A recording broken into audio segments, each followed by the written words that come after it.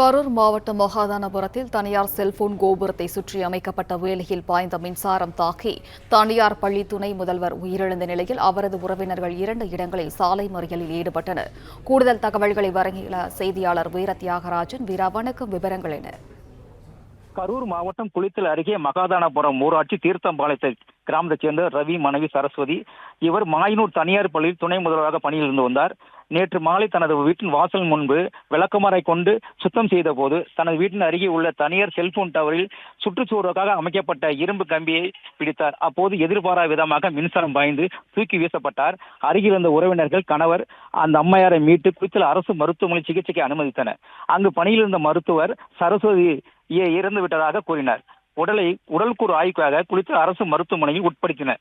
இன்று மதியம் உடல் ஒரு மருத்துவ பரிசோதனை செய்யப்பட்டு உடலை பெற்றோரிடம் ஒப்படைக்கும் பொழுது உறவினர்கள் பிரேதத்தை வாங்க மறுத்து தனியார் செல்போன் டவர் அதிகாரிகள் அலட்சியமாக நடந்து கொண்டதால் சரஸ்வதி உயிரிழந்தார். சம்பந்தப்பட்ட தனியார் செல்போன் டவர் அதிகாரிகள் நேரில் வரவழைத்து விசாரணை செய்து உரிய விளக்கம் அளிக்க வேண்டும் என கூறி குளித்தலை அரசு மருத்துவமனை முன்பும் மகாதானபுரம் கரூர் திருச்சி தேனியாலையில் சாலை மறியலில் ஈடுபட்டனர். தகவல் அறிந்த குளித்தலை டிஎஸ்பி செந்தில்குமார் 2 இடங்களிலும் அமைதி பேச்சுவார்த்தையில் ஈடுபட்டார்.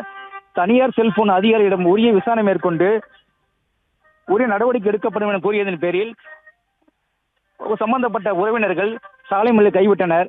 அதிகாரிகள் வராததால் பிரேதத்தை வாங்காமல் மறுத்து வருகின்றனர். இதனால் குளித்தலில் பெரும் பரபரப்பு ஏற்பட்டு வருகிறது. பிளே ஸ்டோர் மற்றும் ஆப் ஸ்டோரில் இருந்து பாலிமர் செயலியை QR கோடு மூலம் பதிவிறக்கம் செய்யுங்கள். செய்திகளை உடனுக்குடன் பெறுங்கள்.